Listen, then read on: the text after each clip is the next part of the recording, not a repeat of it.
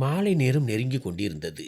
அப்போது ஒரு கருப்பு நிற கார், அதன் டிரைவிங் சீட்டில் ஜீன்ஸ் மற்றும் டாப் அணிந்து கழுத்தில் ஸ்டோல் போட்டபடி சுமார் 20 வயது மதிக்கத்தக்க ஸ்டெபி சன்கிளாஸ் அணிந்து முழு நம்பிக்கையுடன் ஸ்டீரிங்கை பிடித்தபடி ஓட்டி வந்தாள்.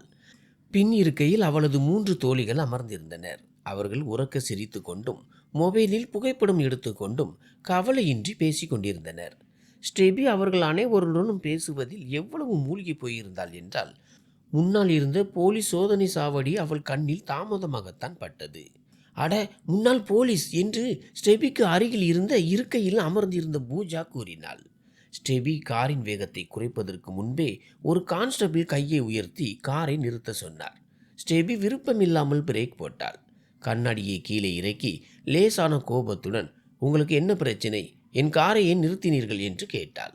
மேடம், உங்களுக்கு அபராதம் விதிக்கப்பட்டுள்ளது, நீங்கள் சிக்னலை மீறி வந்து விட்டீர்கள் என்று அந்த கான்ஸ்டபிள் கண்டிப்பான குரலில் கூறினார். எப்போது, எங்கே? நான் எந்த சிக்னலையும் மீறவில்லை சார். உங்களுக்கு ஏதோ தவறான புரிதல் ஏற்பட்டுள்ளது. என் காரின் வேகமும் மிகவும் சாதாரணமாகத்தான் இருந்தது என்று ஸ்டெபி முழு நம்பிக்கையுடன் பொய் சொன்னாள். எனக்கு எந்த தவறான புரிதலும் இல்லை மேடம். கடந்த செக் போஸ்டில் இருந்தே எனக்கு ஃபோன் வந்தது. உங்கள் காரின் நம்பர் எங்களுக்கு குறித்து கொடுக்கப்பட்டுள்ளது என்று அந்த கான்ஸ்டபிள் நெற்றியை சுருக்கியபடி கூறினார். ஸ்டெபி மனதிற்குள் கோபத்தில் பற்களை கடித்தாள். அவள் அங்கிருந்து தப்பிப்பதற்கான ஏதோ ஒரு உபாயத்தை யோசித்து கொண்டிருந்த போது திடீரென சற்று தொலைவில் நின்றிருந்த சீருடை அணிந்த மற்றொரு போலீஸ் அதிகாரி மீது அவள் பார்வை விழுந்தது. உயரமான தோற்றம், அழகான முகம், வசீகரமான ஆளுமை, நேர்த்தியான ஹேர்கட் என மிகவும் ஹேண்ட்ஸமான ஒரு போலீஸ்காரரை அவள் இதற்கு முன்பு பார்த்ததே இல்லை. கண்களில் கருப்பு நிற சன்கிளாஸ் அணிந்து அவர் வயர்லெஸ்ஸில் பேசி கொண்டிருந்தார்.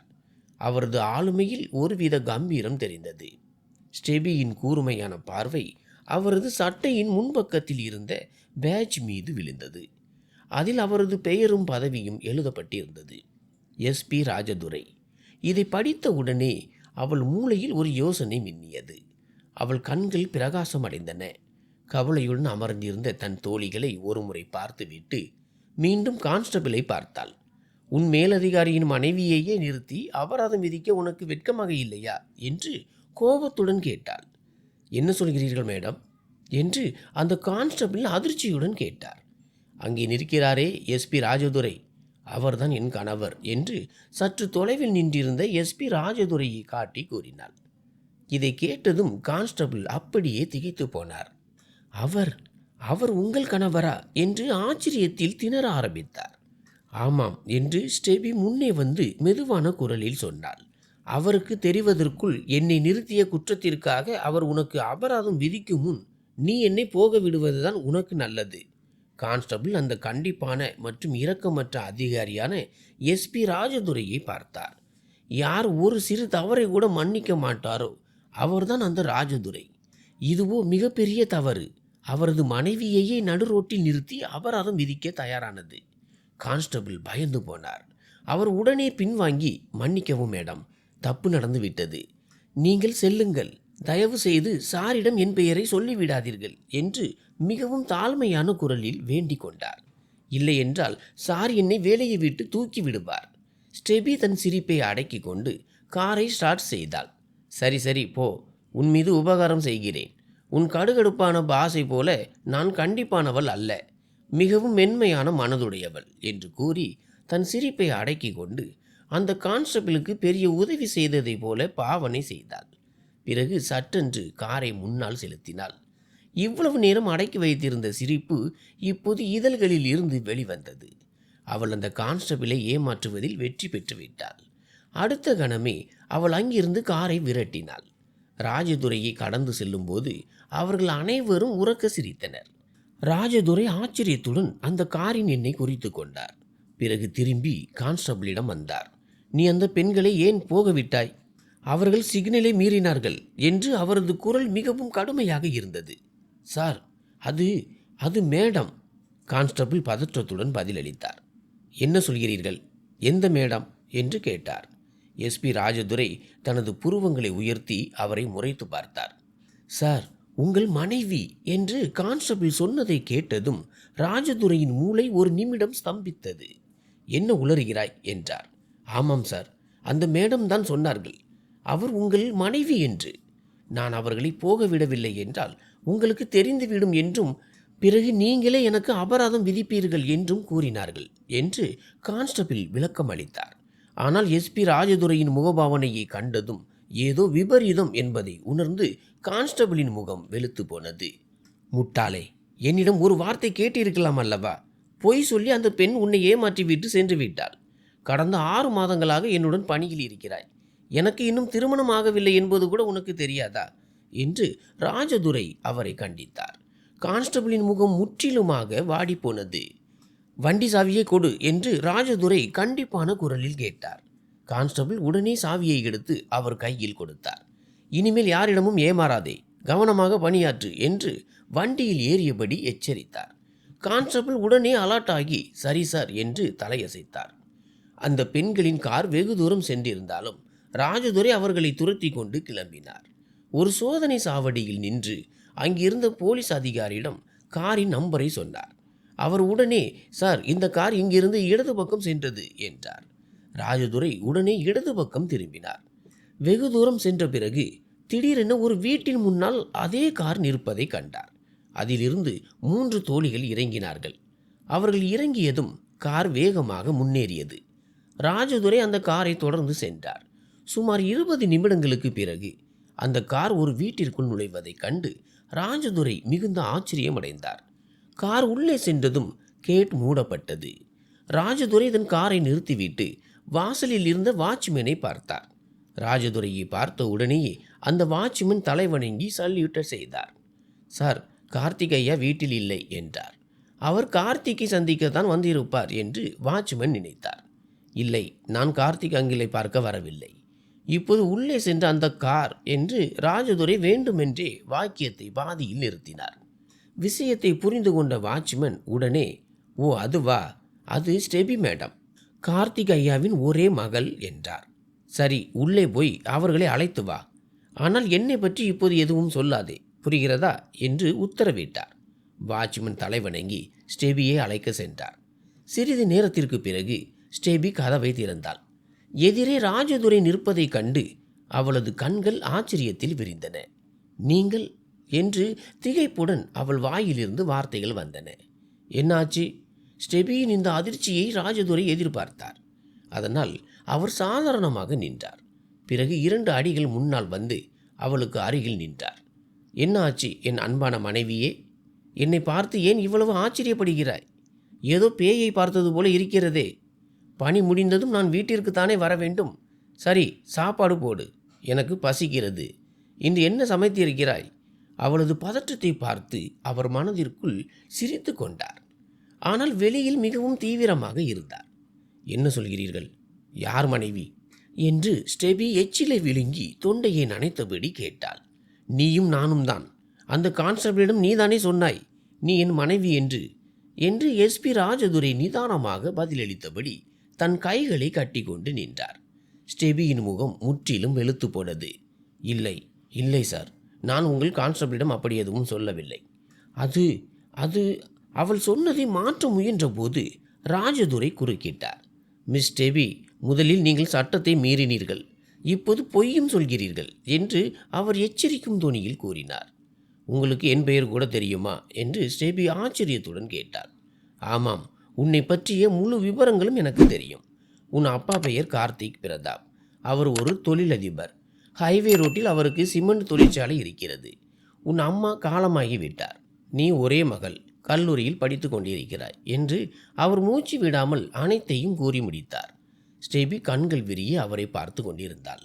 அப்படியானால் இப்போது நீங்கள் என்ன செய்ய போகிறீர்கள் என்று கேட்டாள். அவளுக்கு தொண்டை வறண்டது. என்ன செய்வது? இப்போது உனக்கு தண்டனை கிடைக்கும் என்று அவர் வேண்டுமென்றே குரலில் கண்டிப்பை காட்டினார். சட்டத்தை மீறியதோடு மட்டுமல்லாமல் எஸ்பியின் மனைவி என்று சொல்லி ஒரு போலீஸ்காரரையே ஏமாற்றியிருக்கிறாய். பாருங்கள் சார், தயவு செய்து என்னை மன்னித்து விடுங்கள். எனக்கு வீட்டுக்கு செல்ல அவசரமாக இருந்தது, அதனால் தான் அப்படி ஆகிவிட்டது. அவள் பதற்றமான குரலில் வேகமாக பேசத் தொடங்கினாள். நான் இப்போதே அபராத பணத்தை கொடுத்து விடுகிறேன், நீங்களே வைத்து கொள்ளுங்கள், அல்லது செல்லாண்டில் கட்டி விடுங்கள், அது உங்கள் விருப்பம். நான் என்ன சொல்கிறேன் என்றால், இந்த விஷயத்தை நமக்குள் முடித்து கொள்ளலாம். நீங்கள் எவ்வளவு பணம் கேட்டாலும் நான் தர தயார். தயவுசெய்து அப்பாவுக்கு மட்டும் இது தெரியக்கூடாது. சற்று முன்பு வரை போலீஸ்காரரை ஏமாற்றிய மகிழ்ச்சியில் சிரித்து கொண்டிருந்த அவளது முகத்தில் இப்போது பயம் கவ்வி கொண்டது. அவளது பயத்தை பார்த்து எஸ்பி ராஜதுரை தனது சிரிப்பை மிகவும் சிரமப்பட்டு அடக்கி கொண்டார். என்ன சொல்கிறீர்கள் மேடம்? எனக்கு லஞ்சம் கொடுக்க பார்க்கிறீர்களா என்று அவர் புருவத்தை உயர்த்தி போலியான கோபத்துடன் கேட்டார். அதில் என்ன சார் இருக்கிறது? போலீஸ் என்றாலே லஞ்சத்திற்கு பெயர் போனவர்கள் தானே. நீங்கள் வாங்கி கொண்டால் என்ன ஆகிவிடப் போகிறது? கவலைப்படாதீர்கள். எஸ்பி ராஜதுரை என்னிடம் லஞ்சம் வாங்கினார் என்று நான் யாரிடமும் சொல்ல மாட்டேன் என்று அவள் கூறினாள். ராஜதுரை அவளை முறைத்து பார்த்தார். அவர் எதையாவது சொல்வதற்குள் கார்த்திக் பிரதாப்பின் கார் அங்கே வந்து நின்றது. அப்பாவை பார்த்ததும் ஸ்டெபியின் முகம் இன்னும் வெளுத்து போனது. அப்பா வந்து விட்டார். சார் ப்ளீஸ் ப்ளீஸ் அவரிடம் எதையும் சொல்லிவிடாதீர்கள். வேறு யாருடைய வீட்டு முகவரியையோ கேட்க வந்ததாக ஏதாவது பொய் சொல்லிவிடுங்கள். நீங்கள் எவ்வளவு பணம் கேட்டாலும் நான் அனுப்பி வைக்கிறேன். கார்த்திக் பிரதாப் காரில் இருந்து இறங்கி வரும் வரை ஸ்டெபி ராஜதுரையிடம் கெஞ்சி கொண்டே இருந்தாள். ஆனால் அவர் அதை முற்றிலுமாக அலட்சியப்படுத்தினார். அடா ராஜா கண்ணா, நீ ஏன் இங்கே வெளியில் நிற்கிறாய்? உள்ளே வா என்று கார்த்திக் ஆச்சரியத்துடன் கூறி அவரை புன்னகையோடு அணைத்து கொண்டார். அவர்கள் இருவரும் அணைத்து கொள்வதைக் கண்டு ஸ்டெபி திகைத்து நின்றாள். ஸ்டெபி, நீ ஏன் இவரை வாசலிலே நிறுத்தி வைத்திருக்கிறாய்? உள்ளே வாம்மா என்று கார்த்திக் அவளை மென்மையாக அதட்டிவிட்டு ராஜதுரையை உள்ளே அழைத்தார். ஆனால் ராஜதுரை தலையை அசைத்து மறுத்தார். மன்னிக்கவும் அங்கிள், இப்போது உள்ளே வர நேரமில்லை. நான் பணியில் இருக்கிறேன் என்று அவர் மன்னிப்பு கேட்கும் தொனியில் கூறினார். பணியில் இருக்கும்போது இங்கே என்ன வேலை? எல்லாம் நலம்தானே என்று கார்த்திக் கேட்டார். இந்த கேள்வியை கேட்டதும் ஆச்சரிய கடலில் மூழ்கியிருந்த ஸ்டெபி சட்டென்று சுயநினைவுக்கு வந்து ராஜதுரையை கெஞ்சும் பார்வையுடன் பார்த்தாள். ஆனால் ராஜதுரை அவளை கண்டு கொள்ளவே இல்லை. கார்த்திக்கின் பக்கம் தனது முழு கவனத்தையும் திருப்பியபடி ராஜதுரை பேசினார். அங்கிள், ஒரு பெண் சிக்னலை மீறிவிட்டு தப்பித்து ஓடி வந்தாள். அவளை பின்தொடர்ந்து தான் நான் இங்கே வந்தேன். இப்போதுதான் தெரிகிறது அது உங்கள் மகள் ஸ்டெபி என்று என அவர் மிகவும் தீவிரமாக கூறினார். ஸ்டெபி, நான் என்ன கேள்விப்படுகிறேன் என கார்த்திக் அதிருப்தியுடன் அவளை பார்த்து கேட்டார். அப்பா, அது என் தோழி பூஜாவிற்கு ஒரு ஃபோன் வந்தது. அவள் பாட்டியின் உடல்நிலை சரியில்லை என்று சொன்னார்கள்.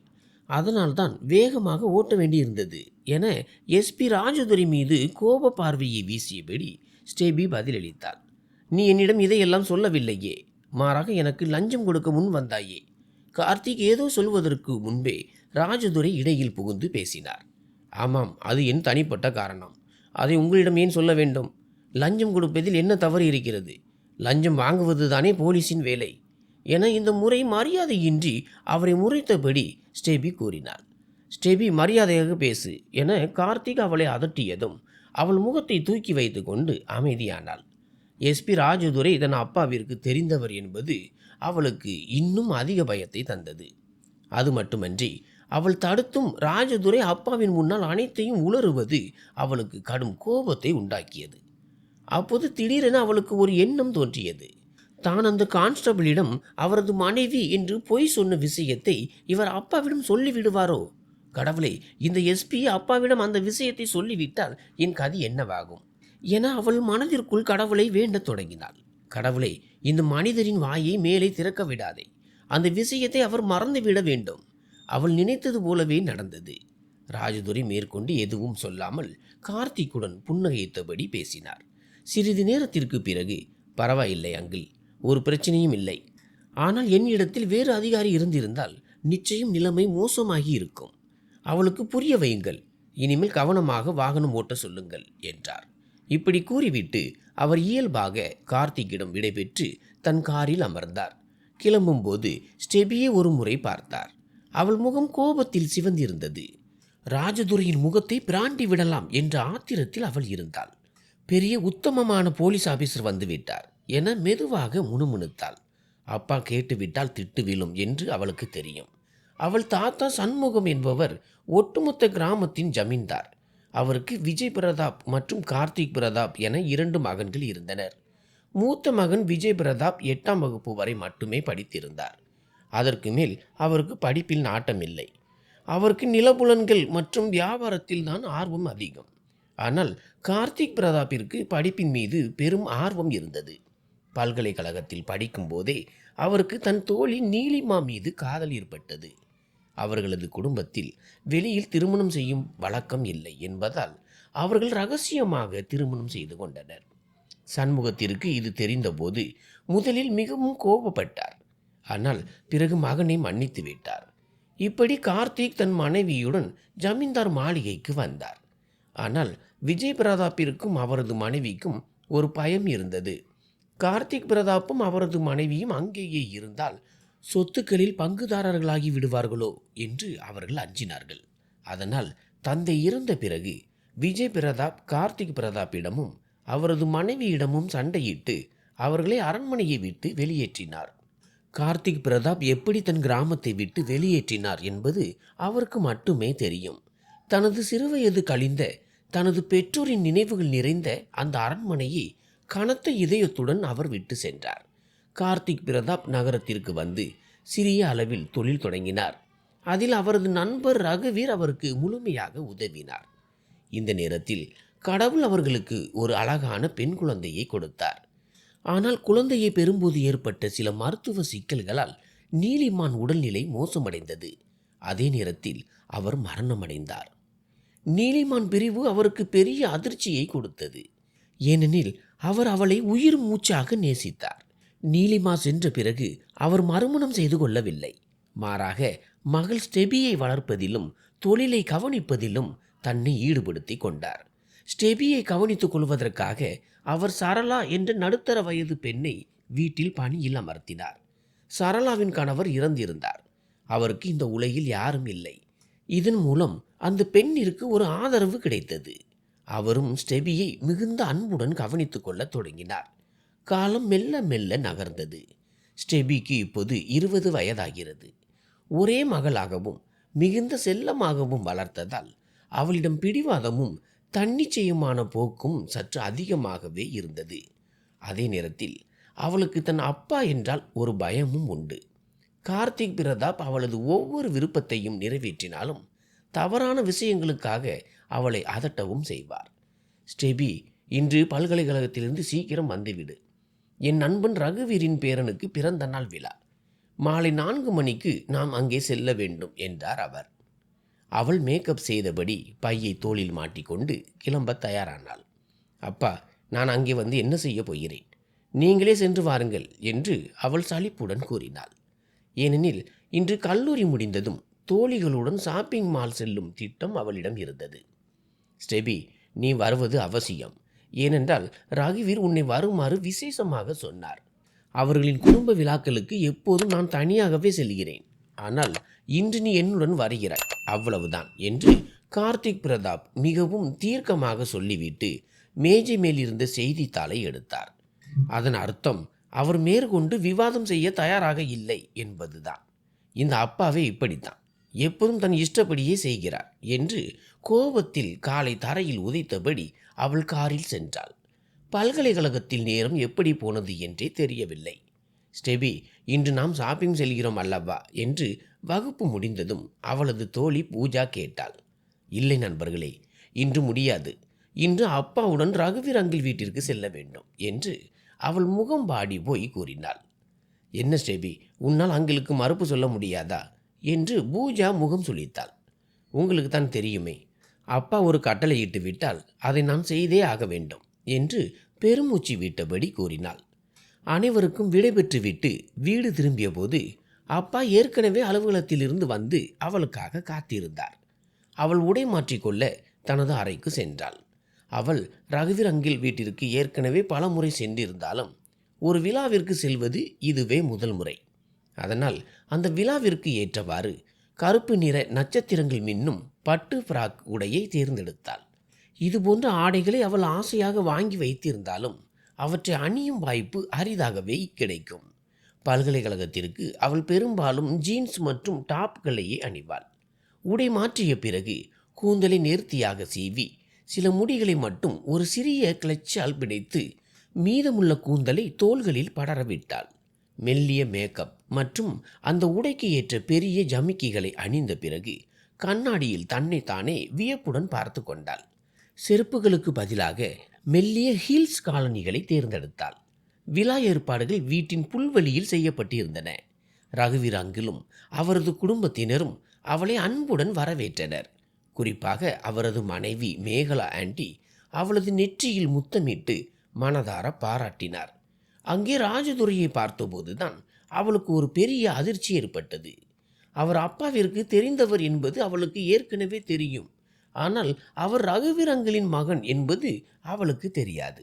ஓ ஷிட், நான் ஒரு முட்டாள், இதை நான் முன்பே தெரிந்திருக்க வேண்டும் என்று நினைத்தாள். இந்த முட்டாள் பற்றி ரகுவீர் அங்கிளிடம் அப்போதே புகார் செய்திருக்க வேண்டும்.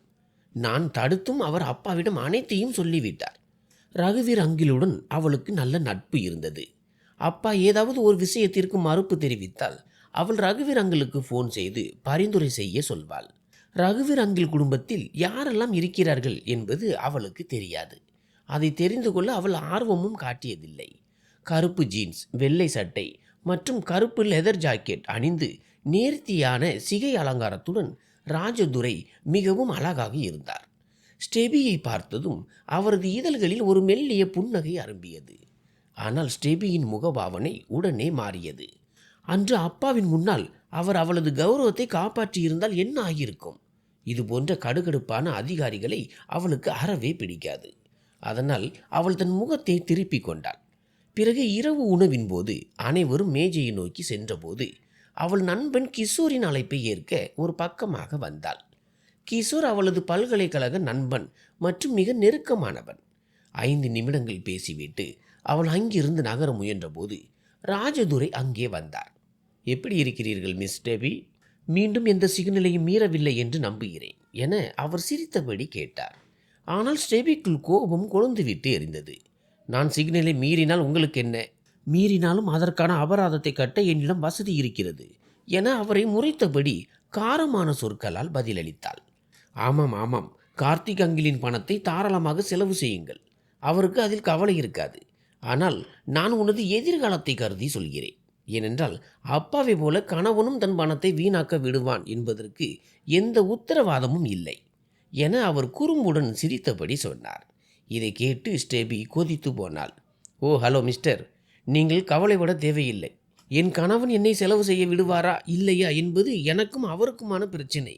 நீங்கள் உங்கள் வேலையை பாருங்கள் மிஸ்டர் நேர்மையான மற்றும் கொள்கை பிடிப்புள்ள போலீஸ் ஆபீசர் என அவள் கிண்டலான தொனியில் கூறி முடித்தாள். அவர் கோபப்படுவதற்கு பதிலாக ஆழ்ந்து புன்னகைத்தார். நான் எப்படி என் வேலையை மட்டும் பார்க்க முடியும்?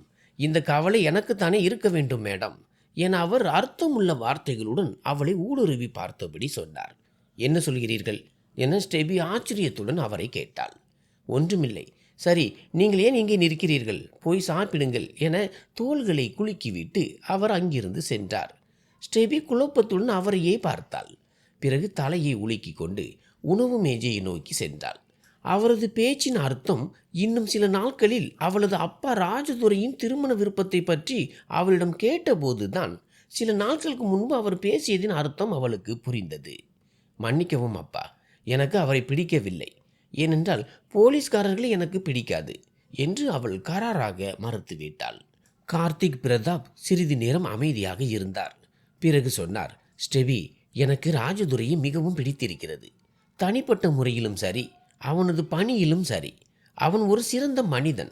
அவன் ஒரு நேர்மையான போலீஸ் அதிகாரி. அவனது துறையில் அவருக்கு நல்ல பெயர் இருக்கிறது. அவனது எதிர்காலம் மிகவும் பிரகாசமானது. நீ அவனுடன் மகிழ்ச்சியாக இருப்பாய். கார்த்திக் அவளுக்கு புரிய வைக்க முயன்றார். அவரை உங்களுக்கு பிடித்திருக்கலாம் அப்பா, ஆனால் எனக்கு பிடிக்கவில்லை. நான் அவருடன் எப்போதும் மகிழ்ச்சியாக இருக்க முடியாது என்று அவள் கோபத்துடன் கூறினாள். பார் ஸ்டெபி, யோசிப்பதற்கு நான் உனக்கு 2 நாட்கள் அவகாசம் தருகிறேன். நன்றாக சிந்தித்து விட்டு 2 நாட்களுக்கு பிறகு எனக்கு பதில் சொல். ஆனால் ஒன்றை மட்டும் நினைவில் கொள், ராஜதுரை போன்ற ஒரு பையன் உனக்கு மீண்டும் கிடைக்க மாட்டான் என்று கார்த்திக் மிகவும் நிதானமாகவும் புத்திசாலித்தனமாகவும் கூறினார். 2 நாட்களுக்கு பிறகும் என் பதில் இதுவாகத்தான் இருக்கும் அப்பா என ஸ்டெபி இப்போதே தனது முடிவை தீர்க்கமாக சொன்னாள். இருந்தாலும் நீ யோசிக்க வேண்டும் என்று நான் விரும்புகிறேன். இன்று இது குறித்து விவாதிக்க எனக்கு விருப்பமில்லை என்று கூறிவிட்டு கார்த்திக் அதிருப்தியுடன் அங்கிருந்து சென்றார். ஸ்டெபி எரிச்சலுடன் தன் போனை பார்த்தாள். அங்கே கிஷோரிடமிருந்து அழைப்பு வந்து கொண்டிருந்தது. கிஷோருக்கும் அவளுக்குமான நட்பு எப்போது காதலாக மாறியது என்று அவளுக்கே தெரியவில்லை. கிஷோர் ஒரு நடுத்தர வர்க்க குடும்பத்தை சேர்ந்தவன். ஸ்டெபியின் தோழிகளுக்கு கிஷோரை பிடிக்காது.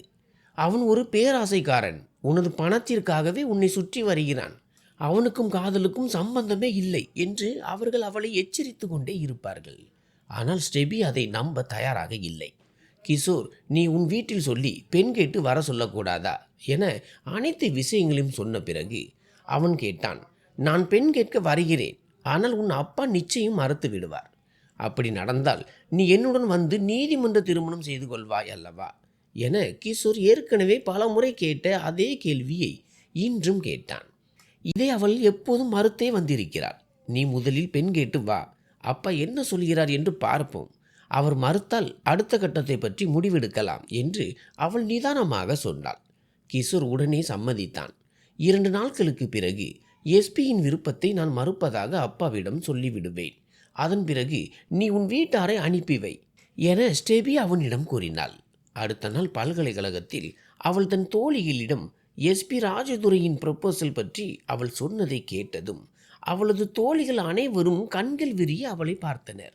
ஓ காட், எவ்வளவு அழகான, கம்பீரமான, ஆளுமை கொண்ட மனிதர் அவர். உனக்கு கிடைத்த இந்த அதிர்ஷ்டம் எங்களுக்கு ஏன் கிடைக்கவில்லை? உட்கார்ந்த இடத்திலேயே இவ்வளவு நல்ல வரன் கிடைத்திருக்கிறது. என்ன ஒரு கட்டுடல் அவருக்கு.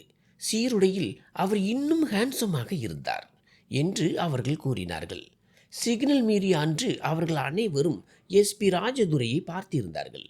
இப்போது ஸ்டெபியின் அதிர்ஷ்டத்தை பார்த்து பொறாமைப்பட்டனர். அப்படியானால் நீங்களே போய் அந்த எஸ்பி ராஜதுரையை திருமணம் செய்து கொள்ளுங்கள். எனக்கு அவரை பிடிக்கவில்லை என்று ஸ்டெபி எரிச்சலுடன் கூறினாள். உனக்கு என்ன அறிவு கெட்டு போய்விட்டதா? இவ்வளவு நல்ல வரனை தட்டி பறிக்கிறாயே. இவ்வளவு நல்ல பையன், நீ நிச்சயம் பைத்தியமாகிவிட்டாய் என்று கூறி பூஜா தன் தலையில் அடித்து கொண்டாள். இது மனது சம்பந்தப்பட்ட விஷயம். என் மனதில் வேறொருவர் இருக்கும்போது நான் எப்படி ராஜதுரையை திருமணம் செய்து கொள்ள முடியும் என்று அவள் கேட்டபோது அனைவரும் அவளை ஆச்சரியத்துடன் பார்த்தனர். நீ அந்த கிஷோரை பற்றி தானே சொல்கிறாய்? அவன் ஒரு முதல் தர பேராசைக்காரன் என்று ஊர்மிளா உடனடியாக கூறினாள். பிறகு அவளது மற்ற தோழிகளும் கிஷோர் பின்னால் போகாதே, அவன் நல்லவன் அல்ல, மிகுந்த பேராசைக்காரன் என்று அவளுக்கு புரிய வைக்க முயன்றனர். ஆனால் ஸ்டெபியின் மனதிலோ கிஷோரின் இனிமையான பேச்சுக்கள் ஆழமாக பதிந்திருந்தன. அவளுக்கு தோழிகளின் அறிவுரை பிடிக்கவில்லை. அதனால் ஏதோ ஒரு சாக்கு போக்கு சொல்லிவிட்டு அங்கிருந்து வீட்டிற்கு வந்து விட்டாள். 2 நாட்களுக்கு பிறகு அவள் தன் அப்பாவிடம் ராஜதுரையை திருமணம் செய்ய முடியாது என்று சொன்னபோது அவர் நீண்ட நேரம் வருத்தத்துடன் அவளை பார்த்து கொண்டிருந்தார். நீ மிகவும் தவறான முடிவை எடுத்திருக்கிறாய் ஸ்டெபி. இந்த முடிவுக்காக நீ எப்போதாவது வருந்த வேண்டிய நிலை வராமல் இருக்க கடவுளை வேண்டிக்கொள் என்று அவர் மிகுந்த மனவேதனையுடன் கூறினார். ஆனால் ஸ்டெபிக்கு அதில் எந்த பாதிப்பும் இல்லை. அடுத்த நாள் பல்கலைக்கழகத்தில் கிஷோருடன் அமர்ந்து அன்று மாலை அவன் பெற்றோரை திருமண பேச்சுக்கு அனுப்பி வைப்பதாக முடிவு செய்தாள். கிஷோரிடம் பேசிவிட்டு பல்கலைக்கழகத்தை விட்டு வெளியே வந்தபோது எதிரே காரின் மீது சாய்ந்து நின்றிருந்த ராஜதுரையை கண்டு அவள் திகைத்து போனாள். நீல நிற ஜீன்ஸ் மற்றும் வெள்ளை சட்டை அணிந்து தனது முழுமையான ஆளுமையுடன் அவர் மிகவும் கவர்ச்சியாக இருந்தார். சாதாரண தோற்றம் கொண்ட கிஷோருக்கும் அவருக்கும் எந்த போட்டியுமே இல்லை. வேறு எந்த பெண்ணாக இருந்தாலும் ராஜதுரை கிடைப்பதை ஒரு பாக்கியமாக கருதியிருப்பாள். ஆனால் ஸ்டெபிக்கு அவரை பிடிக்காததற்கு 2 காரணங்கள் இருந்தன. ஒன்று, அவர் ஒரு போலீஸ்காரர். 2வது, அன்று அவர் அப்பாவின் முன்னால் அவளது கௌரவத்தை காப்பாற்றவில்லை. இந்த காரணங்களால் தான் அவள் அவரது விருப்பத்தை நிராகரித்தாள். உன்னிடம் நான் பேச வேண்டும் என்று அவள் வருவதை கண்ட ராஜதுரை தனது பேண்ட் பாக்கெட்டில் கைகளை இட்டபடி அவள் அருகே வந்தார். சொல்லுங்கள் என்று ஸ்டெபி உணர்ச்சியற்ற குரலில் கூறினாள். எங்காவது அமர்ந்து பேசலாமா என்று அவர் சுற்றிலும் பார்த்தபடி கேட்டார். மன்னிக்கவும், எங்காவது சென்று அமர்ந்து பேசுவதற்கு என்னிடம் நேரமில்லை. நீங்கள் என்ன சொல்ல வேண்டுமானாலும் இங்கேயே சொல்லுங்கள், அதுவும் எவ்வளவு சீக்கிரம் முடியுமோ அவ்வளவு சீக்கிரம் என்று அவள் கடுகடுப்புடன் கூறினாள். பதிலுக்கு ராஜதுரை சில நொடிகள் அமைதியாக அவளை பார்த்து கொண்டிருந்தார். என்ன சொல்ல வேண்டுமோ சீக்கிரம் சொல்லுங்கள் என்று ஸ்டெபி கூறினாள். அவரது பார்வை அவளுக்கு ஒருவித சங்கடத்தை தந்தது. ராஜதுரை வருத்தத்துடன் அவளது இந்த தோரணையை பார்த்தார். என் திருமண விருப்பத்தை ஏன் நிராகரித்தாய் என்று அவர் மிகவும் தீர்க்கமாக கேட்டார். யார் வரனை நிராகரிக்க வேண்டும், யாருடையதை ஏற்க வேண்டும் என்பதில் எனக்கு முழு உரிமை இருக்கிறது என்று அவளும் அதே தீர்க்கத்துடன் பதிலளித்தாள். ஒப்புக்கொள்கிறேன், நிராகரிக்கவோ ஏற்கவோ உனக்கு முழு உரிமை உண்டு. ஆனால் நான் ஒன்றும் சாதாரணமானவன் அல்ல என கடைசி வார்த்தைகளில் அவரது குரலில் இருந்த அதிருப்தி வெளிப்பட்டது. ஏன், நீங்கள் என்ன வானத்தில் இருந்து குதித்து வந்தவரா என்று ஸ்டெபி கிண்டலாக கேட்டாள். ராஜதுரை மிகவும் சிரமப்பட்டு தன் கோபத்தை கட்டுப்படுத்தி கொண்டார். நான் நிராகரிக்கப்பட்டதற்கான காரணத்தை மட்டும் தெரிந்து கொள்ள விரும்புகிறேன் என்றார். எனக்கு போலீஸ்காரர்களை பிடிக்காது என்பது போதாதா என்று அவள் வெடுக்கென்று பேசினாள். அப்படியானால் உனக்கு போலீஸ்காரர்களை பிடிக்காது என்பது மட்டும்தான் என் வரனை நிராகரிக்க காரணமா? ராஜதுரை பெருமூச்சு விட்டபடி அவளை பார்த்தார். இதை தவிர வேறு காரணங்களும் இருக்கலாம், ஆனால் அதை உங்களிடம் சொல்ல வேண்டும் என்று நான் நினைக்கவில்லை என்று கர்வத்துடன் கூறிவிட்டு அவள் தன் காரை நோக்கி நடந்தாள். ராஜதுரை அமைதியாக அவளது இந்த தலைகணத்தை கவனித்தார். கிஷோரின் பெற்றோர் பெண் கேட்டு வந்தார்கள். எதிர்பார்த்தபடியே கார்த்திக் மறுத்துவிட்டார். அவர்கள் சென்ற பிறகு ஸ்டெபி தன் அப்பாவிடம் சண்டையிட்டாள். இதற்காகத்தான் நீ ராஜதுரையின் வரனை நிராகரித்தாயா என்று அவர் கேட்டார். ஆனால் ஸ்டெபி பிடிவாதமாக இருந்தாள். அவர் ஒருமுறையாவது கிஷோரை சந்திக்க வேண்டும் என்று வற்புறுத்தினாள். அவர் சம்மதிக்காததால் வேறு வழியின்றி ரகுவீர் அங்கிளிடம் பேசி பரிந்துரை செய்யுமாறு அவள் வேண்டினாள். ஸ்டெபி பேசியதை கேட்ட ரகுவீர் அங்கிள் சில நொடிகள் அமைதியாக இருந்தார். அவர் நிறைய சொல்ல விரும்பியிருக்கலாம், ஆனால் ஸ்டெபியின் வார்த்தைகளில் கிஷோர் மீது இருந்த அதீத ஈர்ப்பை உணர்ந்து அவர் மௌனம் காத்தார். பிறகு கார்த்திக்கை தொடர்பு கொண்டு, ஸ்டெபி இவ்வளவு சொல்கிறாளே, ஒரு முறை அந்த பையனை சந்திப்பதில் என்ன தவறு? இறுதியில் வாழ்க்கை வாழப்போவது ஸ்டெபி தானே என்று புரிய வைத்தார். ரகுவீர் சொன்னதால் கார்த்திக் கிஷோரை சந்திக்க சம்மதித்தார். அவர் கிஷோரை சந்திக்க ஒரு ஹோட்டலுக்கு அழைத்திருந்தார். ஆனால் நேருக்கு நேர் சந்தித்த பிறகும் அவருக்கு பெரிய திருப்தி ஏற்படவில்லை. கிஷோரை பற்றிய எந்த ஒரு நல்ல அபிப்பிராயமும் அவருக்கு ஏற்படவில்லை. அந்த பேராசைக்கார பையனுக்கு தன் மகளை திருமணம் செய்து கொடுக்க போவதில்லை என்று அவர் ஸ்டெபியிடம் கராராக கூறிவிட்டார். இப்போது ஸ்டெபி வேறு வழியின்றி கிஷோர் சொன்னதை பற்றி யோசிக்க தொடங்கினாள். அவள் அப்பாவிடம் எதையும் சொல்லவில்லை. ஸ்டெபிக்கு விஷயம் புரிந்துவிட்டது என்று கார்த்திக் நினைத்தார். ஆனால் அவளது மனதில் என்ன ஓடிக்கொண்டு இருக்கிறது என்பது அவருக்கு தெரியாது. அறைக்கு வந்த பிறகு அவள் நீண்ட நேரம் கிஷோரை பற்றி யோசித்தாள். இறுதியில் கிஷோருடன் நீதிமன்ற திருமணம் செய்து கொள்வது என்று முடிவெடுத்தாள்.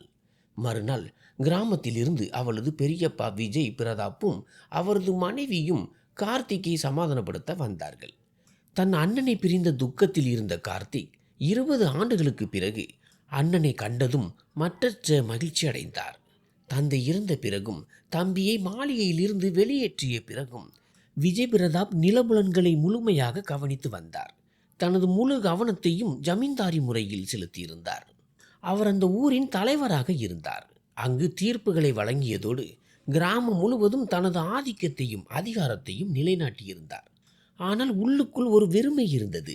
அவர்களை அரித்து கொண்டிருந்த அந்த ஏக்கம் என்னவென்றால், அவர்களுக்கு பிறகு இந்த சொத்து சுகமெல்லாம் யாருக்கு சேரும் என்பதுதான்.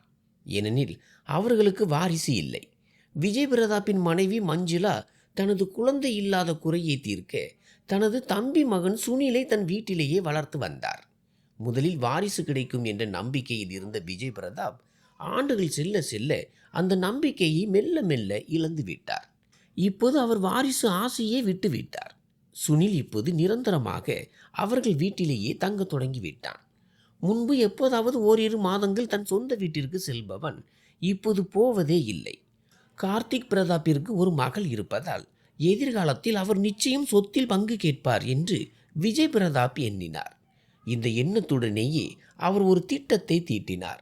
சுனிலுக்கு ஸ்டெபியை திருமணம் செய்து வைத்தால் என்ன என்று யோசித்தார். இதன் மூலம் தனது சொத்து மற்றும் ஸ்டெபியின் பங்கு என அனைத்தும் தங்கள் கைவசமே இருக்கும் என்று அவர் கருதினார். இந்த திட்டத்துடன் தான் 20 ஆண்டுகளுக்கு பிறகு சுனிலுக்காக ஸ்டெபியின் கரத்தை பிடிக்க அவர் வந்திருந்தார். பெரிய மீசை, கம்பீரமான ஜமீன்தார் தோற்றம், ஆனால் கண்களில் ஒளிந்திருக்கும் பேராசை விஜய் பிரதாப்பை கண்டதுமே ஸ்டெபிக்கு விஷம் போல தோன்றியது. கார்த்திக் பிரதாப் ஏற்கனவே ஸ்டெபி மீது கடும் கோபத்தில் இருந்தார். இந்த முறை அவர் ஸ்டெபியிடம் கேட்க வேண்டிய அவசியத்தை கூட உணரவில்லை. சுனிலுக்கும் அவளுக்கும் திருமணத்தை உறுதி செய்துவிட்டார். விஷயம் தெரிந்ததும் ஸ்டெபி வீடே அதிரும்படி சண்டை போட்டாள். அவள் கடும் அதிருப்தி அடைந்து தன் முழு பலத்தையும் திரட்டி எதிர்த்தாள். ஆனால் வாழ்க்கையில் முதல் முறையாக கார்த்திக் அவள் மீது கை ஓங்கி விட்டார். நீண்ட நேரம் கண்கள் விரிய தன் அப்பாவை பார்த்து கொண்டிருந்தவள் பிறகு தலையை அசைத்து மறுத்தபடி அழுது கொண்டே தன் அறைக்குள் ஓடினாள். அன்றே தான் என்ன செய்ய வேண்டும் என்று அவள் முடிவெடுத்து விட்டாள். அன்று மாலை அவள் யாருக்கும் தெரியாமல் வீட்டை விட்டு வெளியேறினாள். கிஷோரை தொடர்பு கொண்டு ஒரு இடத்திற்கு வருமாறு கூறினாள். அங்கிருந்து இருவரும் ஒரு காரில் நீதிமன்றத்தை நோக்கி புறப்பட்டனர். அவர்கள் நீதிமன்றத்தை சென்றடைய இன்னும் நீண்ட தூரம் இருந்தபோது திடீரென கார் பழுதானது. அது ஒரு ஆள் நடமாட்டமற்ற சாலை. எங்கும் இருள் சூழ்ந்திருந்தது. அப்போது ரோந்து பணியில் இருந்த போலீசார் இருவரையும் தடுத்து நிறுத்தினர். யார் நீங்கள்? இங்கே என்ன செய்து கொண்டிருக்கிறீர்கள் என்று கேட்டனர். கிஷோர் மரண பயத்தில் இருந்தான். ஸ்டெபிக்கும் நடுக்கமாக இருந்தது. இருப்பினும் அவள் தைரியத்தை இழக்கவில்லை. பாருங்கள் சார், எங்களை போக விடுங்கள், எங்களுக்கு ஒரு முக்கியமான வேலை இருக்கிறது என்றாள். என்ன அவ்வளவு முக்கியமான வேலை என்று அந்த போலீஸ்காரர் கண்டிப்புடன் கேட்டார். ஒரு ஆணுக்கும் பெண்ணுக்கும் அப்படி என்ன முக்கியமான வேலை இருக்கும் என்பது எங்களுக்கு தெரியாதா? உங்களை போன்றவர்களால் தான் சமூகமே கெட்டுப்போகிறது. நடங்கள் போலீஸ் நிலையத்திற்கு. உங்கள் முக்கியமான வேலை என்னவென்று அங்கே வந்து சொல்கிறோம். ஸ்டெபி எவ்வளவோ மறுத்தும் போலீசார் அவர்களை ஸ்டேஷனுக்கு அழைத்து சென்றனர். ராஜதுரை அதே நேரத்தில் ஸ்டேஷனை விட்டு வெளியே வந்து கொண்டிருந்தார். ஸ்டெபியை ஒரு பையனுடன் போலீஸ் நிலையத்தில் கண்டதும் அவர் முதலில் அதிர்ச்சி அடைந்தார். பிறகு விஷயம் புரிந்ததும் அவருக்குள் கோபம் கனலாக தகித்தது. அப்படியானால் இதுதான் என் திருமண விருப்பத்தை நிராகரித்ததற்கான உண்மை காரணமா ஸ்டெபி என்று வேதனையும் ஏளனமும் கலந்த குரலில் அவர் கேட்டார். பதில் சொல்ல முடியாமல் ஸ்டெபி தலை குனிந்து நின்றாள். ராஜதுரைக்கு இது ஒரு நல்ல வாய்ப்பு. அவர் நினைத்திருந்தால் கார்த்திகை போனில் அழைத்து அங்கே வரவழைத்திருக்கலாம்.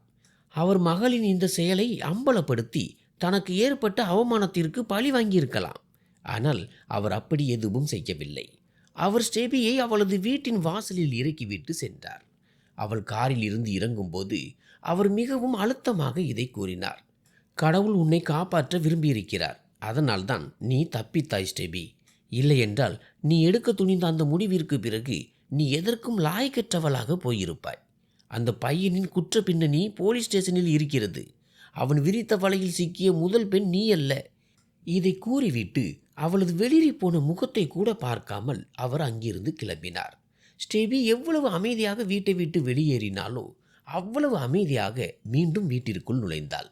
தன் மகள் என்ன செய்ய துணிந்தாள் என்பது அவளது அப்பாவுக்கு தெரியவே இல்லை. அன்று இரவு வாட்ஸ்அப்பில் ராஜதுரையிடமிருந்து கிஷோரின் குற்ற பின்னணி குறித்த அனைத்து ஆதாரங்களும் தகவல்களும் வந்தன. அவற்றை பார்த்ததும் ஸ்டெபி ஒரு நிமிடம் சிலையை போல உறைந்து போனாள். இப்போது சுனிலுடனான திருமணத்திற்கு தலைகுனிந்து சம்மதிப்பதை தவிர அவளுக்கு வேறு வழியே இல்லை. ராஜதுரையை நிராகரித்து தான் எவ்வளவு பெரிய தவறு செய்துவிட்டோம் என்று அவள் முதல் முறையாக வருந்தினாள். இருப்பினும் சுனில் போன்ற ஒருவனிடமிருந்து தன்னை காப்பாற்றி கொள்ள அவள் முழு முயற்சியையும் மேற்கொண்டாள். கார்த்திக்கின் முன்னால் அழுது கொண்டே ஸ்டெபி கூறினாள், அப்பா, எனக்கு சுனிலை திருமணம் செய்து வைக்காதீர்கள். எனக்கு அந்த மனிதனை பிடிக்கவே இல்லை. அவனது கண்களில் வெறுப்பு தெரிவதை என்னால் உணர முடிகிறது. வேண்டுமானால் நீங்கள் ராஜதுரைக்கே என்னை மனமுடித்து கொடுங்கள். எனக்கு எந்த ஆட்சேபனையும் இல்லை. ஆனால் சுனில் மட்டும் வேண்டாம். அந்த வாய்ப்பை நீ எப்போதோ இழந்து விட்டாய் ஸ்டெபி. நான் உன்னிடம் முன்பே சொல்லியிருந்தேன். இப்போது அது சாத்தியமில்லை. என் அண்ணன் கொண்டு வந்த வரனை நிராகரித்து விட்டு வேறு ஒருவரை நான் தேர்ந்தெடுத்தால் என் அண்ணனை விட்டு நான் நிரந்தரமாக பிரிய நேரிடும். அதை நான் ஒருபோதும் விரும்ப மாட்டேன். மேலும் ரகுவீர் இப்போது ராஜதுரைக்கு வேறு இடத்தில் பெண் பார்க்க தொடங்கிவிட்டார் என்று கார்த்திக் அழுத்தமாக கூறினார். இருப்பினும் அவள் பிடிவாதம் பிடித்ததால், நீ சுனிலை திருமணம் செய்ய சம்மதிக்கவில்லை என்றால் நான் என் உயிரை மாய்த்து கொள்வேன் என்று அவர் மிரட்ட வேண்டியதாயிற்று. வேறு வழியின்றி ஸ்டெபி தலை குனிந்து சம்மதித்தாள். இரு தரப்பிலும் திருமண ஏற்பாடுகள் தொடங்கின. திருமணத்திற்கு சில நாள் முன்பு கார்த்திக் வேலை விஷயமாக கிராமத்திற்கு சென்றிருந்தார். அவர் ஸ்டெபியையும் அழைத்தார். ஆனால் அவள் வர மறுத்துவிட்டாள். அவர் சென்று 2வது நாள் ஸ்டெபியின் மனம் ஒருவித அச்சத்தில் துடித்தது. அன்று அவள் பல்கலைக்கழகத்திற்கும் செல்லவில்லை. பதற்றம் அதிகமானதால் அவள் தன் அப்பாவிற்கு ஃபோன் செய்தாள். ஆனால் மறுமுனையில் ஃபோனை எடுத்தது அவளது அப்பா அல்ல, சுனில். அவன் சொன்ன செய்தியை கேட்டு ஸ்டெபி அதிர்ச்சியில் உறைந்து போனாள். கார்த்திக் அங்கிளுக்கு இரவில் மாரடைப்பு ஏற்பட்டு அவர் இறந்து விட்டதாக சுனில் கூறினான். நான் உனக்கு ஃபோன் செய்யத்தான் இருந்தேன், அதற்குள் நீயே செய்துவிட்டாய் என்றான். அப்பாவின் திடீர் மரண செய்தியை கேட்ட ஸ்டெபி மயக்கமடைந்தாள். இறுதி சடங்குகள் கிராமத்திலேயே நடப்பதாக இருந்ததால் கார்த்திக்கின் உடல் நகரத்திற்கு கொண்டு வரப்படவில்லை. சுனில் அவளை பாதி மயக்க நிலையிலேயே கிராமத்திற்கு அழைத்து சென்றான். ரகுவீரும் ராஜதுரையும் கூட இறுதி சடங்கிற்காக கிராமத்திற்கு வந்திருந்தனர். கார்த்திக் இறந்து 1 வாரம் கூட ஆகவில்லை. அதற்குள் மஞ்சுளா சுனிலுக்கும் ஸ்டெபிக்கும் திருமணம் என்று அறிவித்தார். இதை கேட்ட ஸ்டெபி அதிர்ச்சி அடைந்தாள். அவள் இப்போது திருமணத்திற்கு தயாராக இல்லை.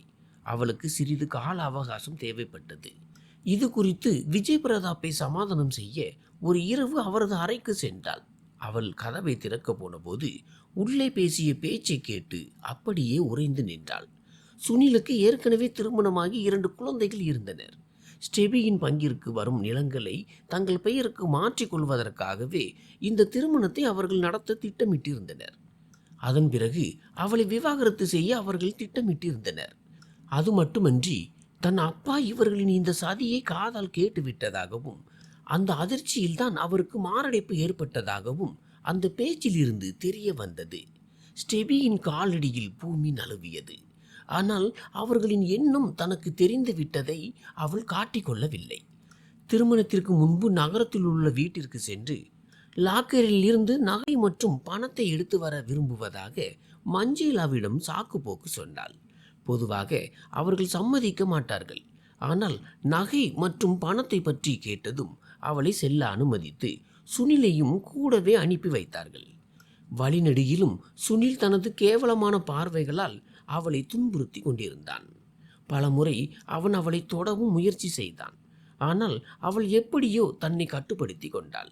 வீட்டிற்கு சென்றதும் சுனிலை வரவேற்பறையில் அமர வைத்துவிட்டு வீட்டின் பின்புற கதவு வழியாக அவள் வெளியேறினாள். அவளது இலக்கு நேராக ரகுவீர் அங்கிளின் வீடாக இருந்தது. ஏனெனில் அந்த நேரத்தில் அவளை காப்பாற்றக்கூடிய ஒரே நபர் அவர்தான். ஸ்டெபியின் நிலையை பார்த்து ரகுவீர் அங்கிள் அதிர்ச்சியடைந்தார். ஸ்டெபி அழுது கொண்டே அனைத்து உண்மைகளையும் சொன்னாள். அதை கேட்டு அவர் மிகவும் வருத்தப்பட்டார். அவரும் அவரது மனைவியும் ஸ்டெபிக்கு ஆறுதல் கூறி எங்களிடம் நீ பாதுகாப்பாக இருப்பாய் என்று உறுதியளித்தனர். ஆனால் இப்போது சுனிலும் விஜய் பிரதாப்பும் அவளை நகரம் முழுவதும் தேடிக்கொண்டிருந்தனர். 3வது நாள் அவர்கள் ரகுவீரின் வீட்டிற்கு வந்து ஸ்டெபியை பற்றி விசாரித்தனர். ரகுவீர் ஸ்டெபி அங்கே இருப்பதை முற்றிலுமாக மறுத்துவிட்டார். ஆனால் கிளம்பும்போது நாளை இதே நேரத்திற்கு மீண்டும் வருவோம், ஸ்டெபியை எங்களிடம் ஒப்படைக்கவில்லை என்றால் எங்கள் தம்பி மகளை கடத்தியதாக உங்கள் மீது வழக்கு தொடர்வோம் என்று மிரட்டி சென்றனர். விஜய் பிரதாப் ஒரு செல்வாக்கு மிக்க ஜமீன்தார் என்பதால் அவர் எதையும் செய்வார் என்று ரகுவீர் அறிவார். ஸ்டெபியை அவர்களுடன் ஒரு பலமான உறவில் பிணைத்தால் மட்டுமே அவளை காப்பாற்ற முடியும் என்று அவர் உணர்ந்தார். தனது மனைவியுடன் கலந்து ஆலோசித்த பிறகு ஸ்டெபிக்கு ராஜதுரையை மனம் முடித்து வைக்க அவர் முடிவெடுத்தார்.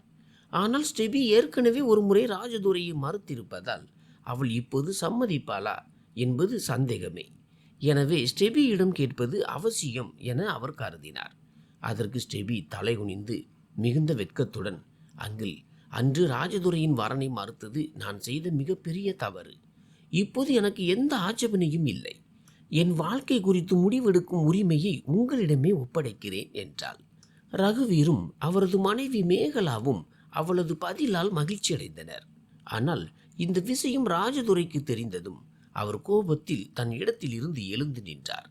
தன்னை ஒருமுறை நிராகரித்த ஒரு பெண்ணை ஏற்றுக்கொள்வது அவரது சுயமரியாதைக்கு உடன்பாடானதாக இல்லை. ரகுவீரும் மேகலாவும் அவரிடம் எவ்வளவோ பேசி தற்போதைக்கு விஜய் பிரதாப் மற்றும் சுனிலிடமிருந்து ஸ்டெபியை காப்பாற்ற மட்டும் இந்த திருமணத்தை செய்து கொள், பிறகு உன் விருப்பம் போல அவளை விட்டுவிடலாம் என்று கூறி ஒரு வழியாக சம்மதிக்க வைத்தனர். அதன் பிறகுதான் அவர் சம்மதித்தார். அருகில் உள்ள ஒரு கோவிலில் இருவரையும் அழைத்து சென்று மிக எளிமையான முறையில் திருமணம் நடத்தி வைக்கப்பட்டது. திருமணத்திற்கு பிறகும் ராஜதுரையிடம் ஏதேனும் உணர்வு எஞ்சியிருந்தது என்றால் அது கோபம் மட்டும்தான். முன்பு ஸ்டெபி மீது அவருக்கு இருந்த அந்த மென்மையான உணர்வுகள் இப்போது அவரிடம் இறந்து விட்டன. மறுபுறம் அலங்கரிக்கப்பட்ட ஸ்டெபி மிகுந்த வெட்கத்துடனும் குற்ற உணர்வுடனும் அவரது அறையில் கட்டிலின் ஓரத்தில் ஒடுங்கி அமர்ந்திருந்தாள். திருமணத்திற்கு பிறகு மேகலா ஆண்டி அவசரமாக ஒரு மேக்கப் ஆர்டிஸ்டை வரவழைத்து அவளை அலங்கரிக்க செய்திருந்தார். திருமண உடை கூட ஆன்லைனில் அப்போதுதான் வரவழைக்கப்பட்டது. திருமண நிலைமை எப்படி இருந்தாலும், எவ்வளவு அவசரமாக நடந்தாலும் அனைத்தும் எளிமையாகவே இருந்தது. ஆனால் ஸ்டெபியை அலங்காரம் இல்லாமல் அறைக்கு அனுப்ப மேகலாவுக்கு விருப்பமில்லை. அதனால் அவசரமாக அனைத்து ஏற்பாடுகளையும் செய்து அவளை தயார் செய்து அறைக்கும் அனுப்பினார். அறையும் மலர்களால் அலங்கரிக்கப்பட்டிருந்தது. ஸ்டெபி மேகலா ஆண்டியிடம் இதற்கெல்லாம் மறுப்பு தெரிவித்தாள். ஏனெனில் மனதிற்குள் அவளுக்கு இது எதுவும் பிடிக்கவில்லை. தன்னை நிராகரித்த பிறகு ராஜதுரை இப்போது திருமணத்திற்கு எவ்வளவு சிரமப்பட்டு சம்மதித்திருப்பார் என்பது அவளுக்கு தெரியும். இத்தகைய சூழலில் அலங்காரம் செய்து கொண்டு மலர் படுக்கையில் அமர்ந்திருப்பது அவளுக்கு மிகவும் சங்கடமாகவும் அசௌகரியமாகவும் இருந்தது. அவருக்காக காத்திருக்க வேண்டுமா அல்லது உடையை மாற்றிக்கொள்ள வேண்டுமா என்று அவளுக்கு புரியவில்லை. அவள் எந்த முடிவும் எடுப்பதற்கு முன்பே கதவு திறந்தது. ராஜதுரை உள்ளே நுழைந்தார். அலங்கரிக்கப்பட்ட அறையையும் மணப்பெண் கோலத்தில் கட்டிலில் அமர்ந்திருக்கும் ஸ்டெபியையும் கண்ட அவருக்கு ஒரு பெரிய அதிர்ச்சி ஏற்பட்டது. நீ நீ இங்கே என்ன செய்கிறாய்? தன் அறையில் அவள் இருப்பாள் என்று அவர் எதிர்பார்க்கவில்லை. அதனால் ஆச்சரியத்துடன் அவள் அருகே வந்து கர்ச்சிக்கும் குரலில் கேட்டார். ராஜதுரையின் போக்கை கண்டு ஸ்டெபி பயந்தாள். உடனே கட்டிலை விட்டு கீழே இறங்கினாள். அது ஆண்டி தான் என்னை எங்கே விட்டு சென்றார் என்று அவரை பார்த்தபடி பதற்றத்துடன் விளக்கம் அளித்தாள். இதை கேட்டதும் அவர் ஒரு நிமிடம் அமைதியானார். ஆனால் பிறகு அவளது அலங்காரத்தை பார்த்து கிண்டலாக, இதையெல்லாம் செய்ய வேண்டிய அவசியம் என்ன? மனதில் ஏதேனும் ஆசைகள் துளிர்கிறதா என்றார். அவர் எதை சொல்கிறார் என்பது புரிந்ததும் ஸ்டெபியின் முகம் கோபத்திலும் வெட்கத்திலும் சிவந்தது. அப்படியெல்லாம் ஒன்றுமில்லை, இதையெல்லாம் ஆண்டி தான் என்று அவள் சங்கடத்துடன் விளக்கம் அளிக்க முயன்றாள். அப்போது அவளது பேச்சை இடைமறித்து கசப்பான வார்த்தைகளால் அவர் கூறினார். அம்மா சொன்னார்கள் என்பதற்காக தலையசைக்க நீ ஒன்றும் சிறிய குழந்தை கிடையாது. நீ மறுத்திருந்தால் அம்மா இப்படி எதுவும் செய்திருக்க மாட்டார்கள். ஆனால் நீ அலங்காரம் செய்து கொண்டு இருப்பதை பார்த்தால் நான் உருகி விடுவேன் என்றும் உன்னை விரும்புவேன் என்றும் நீயும் நினைத்திருப்பாய் போலிருக்கிறது.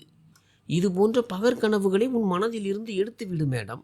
என் பெற்றோரின் கட்டாயத்திற்காகத்தான் நான் இந்த திருமணத்தை செய்து கொண்டேன். என்னிடமிருந்து எந்தவித எதிர்பார்ப்பும் வைத்துக்கொள்ள தேவையில்லை. ஒரே நொடியில் அவளது நிலையை அவளுக்கு புரிய வைத்துவிட்டு அவர் உடை மாற்றும் அறைக்கு சென்றார்.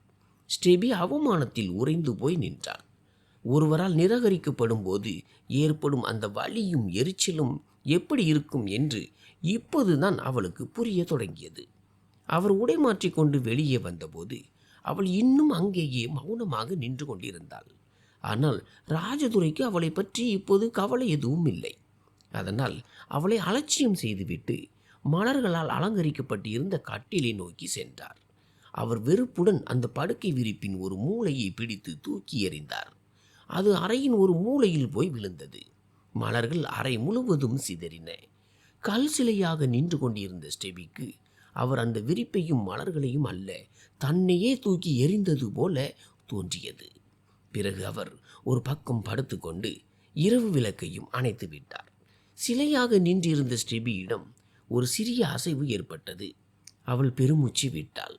2 கைகளாலும் தன் கனமான லெஹங்காவை தூக்கி பிடித்து கொண்டு கண்ணீரை அடக்கியபடி உடை மாற்றும் அறைக்கு சென்றாள். நகைகள் மற்றும் பாரமான உடையில் இருந்து விடுபட்டு ஒரு சாதாரண சுடிதாரை தேர்ந்தெடுத்து அணிந்து கொண்டாள். அறைக்கு திரும்பி வந்து சோபாவில் தூங்குவதற்காக சென்றபோது அவரது குளிர்ந்த குரல் கேட்டது. இப்போது இந்த சோபாவில் தூங்கும் நாடகம் எதற்கு? உன்னை நீ என்னவென்று நினைத்து கொண்டிருக்கிறாய்? நீ என்ன மிஸ் யூனிவர்ஸா? உன் அருகில் படுத்தால் என்னால் என்னை கட்டுப்படுத்த முடியாது என்று நினைக்கிறாயா? இந்த தவறான எண்ணத்தை உன் மனதில் இருந்தும் மூளையில் இருந்தும் எடுத்துவிடு. ராஜதுரை ஒரு முறை மனதில் இருந்து இறக்கிவிட்ட ஒரு பொருளை திரும்பி பார்க்க கூட மாட்டான். அவர் மிகுந்த கோபத்துடன் பேசி கொண்டிருந்தார். ஸ்டெபி அவமானத்துடனும் குற்ற உணர்வுடனும் திரும்பி வந்து கட்டிலின் மறுபுறம் படுத்து கொண்டாள். ராஜதுரை அவளை கோபமாக ஒரு முறை பார்த்துவிட்டு மறுபுறம் திரும்பி படுத்து கொண்டார். ஸ்டெபியும் கண்களை மூடிக்கொண்டாள். ஆனால் மூடிய கண்களில் இருந்து கண்ணீர் வழிந்து தலையணையை நனைத்தது. அந்த கண்ணீர் அவளது இயலாமையால் வந்ததா அல்லது ராஜதுரையின் அவமதிப்பால் வந்ததா என்று அவளுக்கே தெரியவில்லை. மறுநாள் விஜய் பிரதாப்பும் சுனிலும் மீண்டும் வந்தனர். ஆனால் ரகுவீர் ஸ்டெபி இப்போது தங்கள் வீட்டு மருமகள் என்றும் தன் மகன் அவளை திருமணம் செய்து கொண்டான் என்றும் சொன்னதை கேட்டு அவர்கள் முகம் வாடி போய் அங்கிருந்து கிளம்பினர். இந்த ஆபத்திலிருந்து தப்பியதற்காக ஸ்டெபி இறைவனுக்கு நன்றி செலுத்தினாள். சில நாட்கள் அவள் வீட்டிலேயே இருந்தாள். பிறகு ரகுவீர் அங்கிளிடம் பேசிவிட்டு மீண்டும் பல்கலைக்கழகம் செல்ல தொடங்கினாள். இப்போது அவள் ஒவ்வொரு விஷயத்திற்கும் ரகுவீர் அங்கிள் மற்றும் மேகலா ஆண்டியிடமே அனுமதி கேட்டாள். ஏனெனில் ராஜதுரையின் போக்கோ அவள் மீது மிகுந்த அலட்சியமாக இருந்தது. அவர் அவளிடம் பேசக்கூட தயாராக இல்லை. ஒருவேளை கட்டாயத்தின் பேரில் பேச வேண்டி வந்தாலும் அவரது குரல் மிகவும் குளிர்ந்தும் கசப்பாகவுமே இருந்தது. ஒரே கட்டிலை பகிர்ந்து கொண்டாலும் அவர்களுக்குள் திருமணத்திற்குரிய எந்த உறவும் இல்லை. ராஜதுரையின் கண்ணியமான மற்றும் உறுதியான குணத்தை கண்டு ஸ்டெபி மனதிற்குள் அவர் மீது மிகுந்த மதிப்பு கொண்டாள். இல்லையென்றால் ஒரே கட்டிலில் படுத்திருந்தும் எந்த ஆண் தன் அழகான மற்றும் இளமையான மனைவியை இப்படி அலட்சியப்படுத்துவான்? அன்று காலை அவள் பல்கலைக்கழகம் செல்ல தயாராகி கொண்டிருந்தாள். ராஜதுரையும் அறையில் சோபாவில் அமர்ந்து ஃபைல்களை பார்த்து கொண்டிருந்தார். கருப்பு நிற டிஷர்ட் மற்றும் வெள்ளை நிற ஜீன்ஸ் அணிந்து அவள் உடை மாற்றும் அறையில் இருந்து வெளியே வந்தாள். கண்ணாடியின் முன்னால் நின்று தலைவார தொடங்கினாள். ராஜதுரை அவளை முற்றிலுமாக அலட்சியம் செய்து தன் வேலையிலேயே கவனமாக இருந்தார். அவள் தயாராகி பையை தோளில் மாட்டிக்கொண்டு அறையை விட்டு வெளியேற முயன்றபோது ராஜதுரை எதேச்சையாக அவளை பார்த்தார். பார்த்த அடுத்த நொடி அவர் அதிர்ச்சியடைந்தார். அவள் வெளியே செல்வதற்குள் ராஜதுரை அவளை தடுத்தார். உனக்கு வெட்கம் என்ற ஒன்றே இல்லையா? இந்த தோற்றத்திலா வெளியே செல்வாய் என்று ராஜதுரை கோபத்துடன் கத்தினார். ஸ்டெபியின் முகமும் கோபத்தால் சிவந்தது. நான் முன்பும் இப்படித்தான் உடை அணிவேன் என்று அவள் ஆத்திரத்துடன் கூறினாள். இப்படிப்பட்ட உடைகளை உன் தந்தை வீட்டில் அணிந்திருக்கலாம். ஆனால் இப்போது நீ உன் கணவன் வீட்டில் இருக்கிறாய். நீ இப்படிப்பட்ட உடைகளை அணிந்து வெளியே செல்வதையும் ஆண்கள் உன்னை முறைத்து பார்ப்பதையும் நான் ஒருபோதும் பொறுத்து கொள்ள மாட்டேன் என்று அவர் கட்டாயமாக கூறினார். ஸ்டெபி மௌனமாக உடை மாற்ற அறைக்குள் சென்றாள். பொதுவாக அவளை பல்கலைக்கழகத்தில் இருந்து அழைத்து வர டிரைவர் செல்வார். ஆனால் அன்று டிரைவர் விடுமுறையில் இருந்ததால் ரகுவீர் ராஜதுரையிடம் ஃபோன் செய்து ஸ்டெபியை அழைத்து வருமாறு கூறினார். இந்த உத்தரவால் ராஜதுரை எரிச்சல் அடைந்தாலும் தந்தைக்கு மறுப்பு சொல்ல முடியாமல் மிக மோசமான மனநிலையில் அவளை அழைத்து வர சென்றார். அவர் பல்கலைக்கழக வாசலை அடைந்தபோது அங்கே கண்ட காட்சி அவரது இரத்தத்தை கொதிக்க வைத்தது. சுனில் அலறி கொண்டிருந்த ஸ்டெபியின் கையை பிடித்து இழுத்து கொண்டு பலவந்தமாக தன் காரை நோக்கி சென்று கொண்டிருந்தான். ராஜதுரை மின்னல் வேகத்தில் காரில் இருந்து இறங்கி அவர்களை நோக்கி ஓடினார். கீழ்த்தரமானவனே, என் மனைவியை விடு என்று கத்தியபடி சுனிலின் முகத்தில் பலமாக ஒரு குத்து விட்டார். சுனில் தரையில் விழுந்தான். வலியுடன் எழுந்த சுனில் தன் பாக்கெட்டில் இருந்து கைதுப்பாக்கியை எடுத்து ராஜதுரையை நோக்கி சுட்டான். ஆனால் பயத்தில் நடுங்கிக் கொண்டிருந்த ஸ்டெபி ராஜதுரையை காப்பாற்ற அவர் மீது பாய்ந்து அணைத்து கொண்டாள். அதனால் அந்த தோட்டா ராஜதுரைக்கு பதிலாக நேராக ஸ்டெபியின் தோளில் பாய்ந்தது. ராஜதுரை ஒரு கணம் திகைத்து நின்றார். பிறகு மின்னல் வேகத்தில் ஸ்டெபியை தரையில் கிடத்திவிட்டு சுனில் மீது பாய்ந்து அவனை தன் கட்டுப்பாட்டிற்குள் கொண்டு வந்தார்.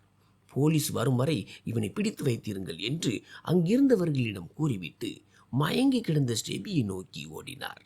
அவளது தோளில் இருந்து இரத்தம் வழிந்து கொண்டிருந்தது.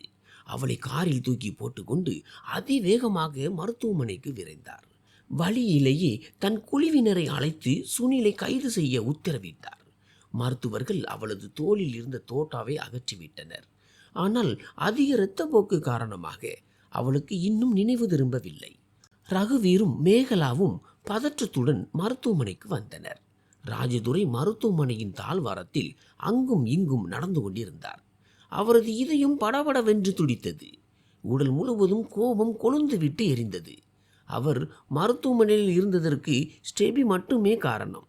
இல்லை என்றால் இப்போதே பறந்து சென்று போலீஸ் நிலையத்தை அடைந்து சுனிலின் அலறல் சத்தம் வானத்தை எட்டும் அளவிற்கு அவனை தண்டிக்க வேண்டும் என்று அவர் துடித்தார்.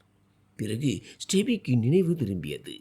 அவள் அபாய கட்டத்தை தாண்டி விட்டதாக மருத்துவர் சொன்னதும் அவர் நிம்மதி பெருமூச்சு விட்டபடி மருத்துவமனையை விட்டு வெளியேறினார். ஸ்டெபி ஒரு வாரம் மருத்துவமனையில் அனுமதிக்கப்பட்டிருந்தாள். பிறகு டிஸ்சார்ஜ் செய்யப்பட்டாள். மேகலா ஆண்டி ஒரு பெற்ற மகளை போல அவளை கவனித்து கொண்டார். பகல் முழுவதும் அவளுடனேயே இருப்பார்.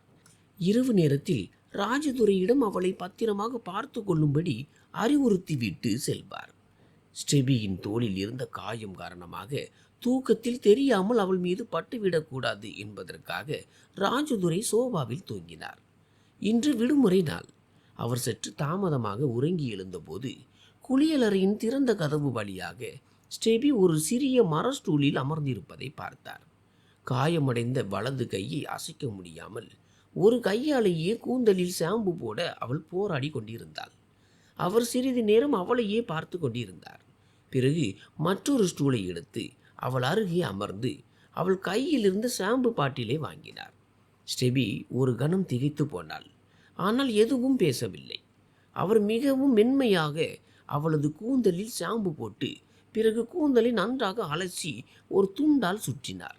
நன்றாக குளிப்பாட்டிய பிறகு ஒரு பெரிய துண்டால் அவளை போர்த்தி வெளியே அழைத்து வந்தார். அவள் அணிவதற்கான உடைகளை ஏற்கனவே எடுத்து வைத்திருந்தாள். அவள் உடை மாற்றிய பிறகு அவரே அவளது கூந்தலை உலர வைத்து சிக்கெடுத்தார். அவளை கட்டிலில் அமர வைத்த பிறகு அவர் தனது ஃபைல்களை எடுத்துக்கொண்டு வெளியே சென்றார். அவரது இந்த அரவணைப்பும் கவனிப்பும் ஸ்டெபியின் மனதில் அவர் மீதான காதலை இன்னும் ஆழமாக்கியது. அன்று இரவு அவர் உறங்க வந்தபோது ஸ்டெபி மிகுந்த படபடப்புடன் இருந்தாள். படுக்கையில் அங்கும் இங்கும் புரண்டு கொண்டிருந்தாள். என்ன ஆச்சு, ஏதேனும் பிரச்சனையா என்று ராஜதுரை மென்மையாக கேட்டார். அவரது குரலில் இருந்த மென்மையை உணர்ந்த ஸ்டெபிக்கு சற்று தைரியம் வந்தது. அவள் சட்டென்று எழுந்து அமர்ந்தாள். எனக்கு உங்களிடம் மன்னிப்பு கேட்க வேண்டும் என்று தலை குனிந்தபடி மிகுந்த சிரமத்துடன் கூறினாள். மன்னிப்பா? எதற்காக? உங்களை நிராகரித்ததற்காக. இதை கேட்டதும் ராஜதுரை ஒரு கணம் ஸ்தம்பித்து நின்றார். பரவாயில்லை, ஒரு மனிதனாக அந்த உரிமை உனக்கு இருந்தது என்றார். ஸ்டெபி மௌனமானாள். ராஜதுரை இன்னும் ஏதேனும் பேசுவார் என்று அவள் எதிர்பார்த்தாள். ஆனால் அவர் பேச்சை வளர்க்காமல் மறுபுறம் திரும்பி படுத்து கொண்டார். அவளும் படுத்து கொண்டாள்.